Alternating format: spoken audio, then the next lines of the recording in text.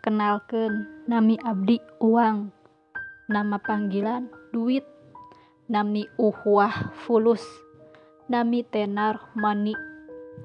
Di Sumbar urang mah sok dipanggil pitih, lamun di Jawa atau di Sunda dipanggilna artos.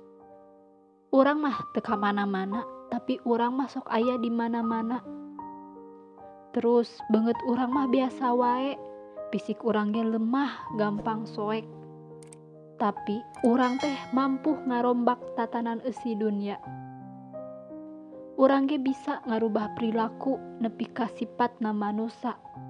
Sabab manusa loba anu ngaidolakeun urang. Loba manusa ngubah kapribadianana demi urang.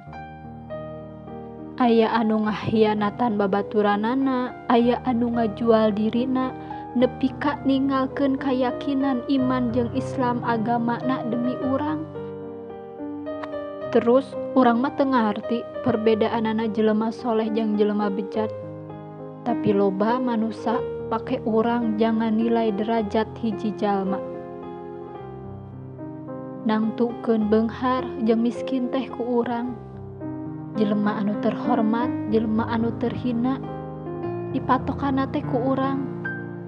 Terus urang ge lain iblis, tapi naha loba jelema ngalakukeun kekejian demi urang.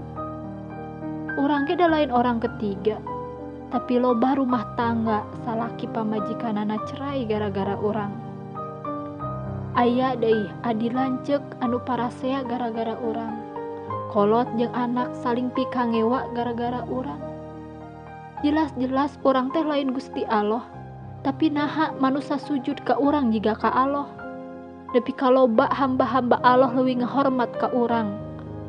Padahal Gusti Allah mah geus pesen ulah jadi hamba uang. Kuduna urang anu ngalayanan manusia, tapi kalah tibalik manusia anu ngalayanan urang. Urang mah teu pernah ngorbankeun diri urang jang sasaha ge. Tapi loba jelema anu narohkeun nyawana demi urang. Ku urang ayeuna di bejaan. Urang mah kur bisa jadi alat babayar hirup maraneh, bisa mayar obat maraneh lamun dina gering. Tapi urang mah teu bisa manjangkeun hirup maraneh, wahai anu ngaranna manusa.